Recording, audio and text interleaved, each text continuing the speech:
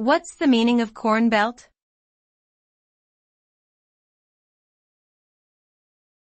Corn Belt.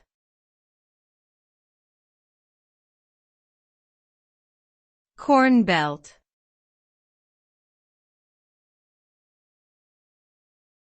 Corn Belt.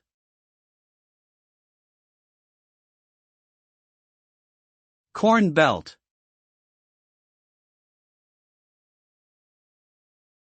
The term Corn Belt generally refers to a region in the Midwestern United States that is known for its high productivity in growing corn.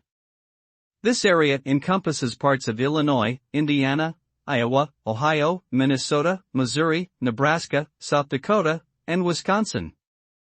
The region's soil type, climate, and topography make it especially conducive to the production of corn. The Corn Belt has been a significant contributor to the United States agricultural sector and has helped to establish the country as a major producer of corn on the global stage.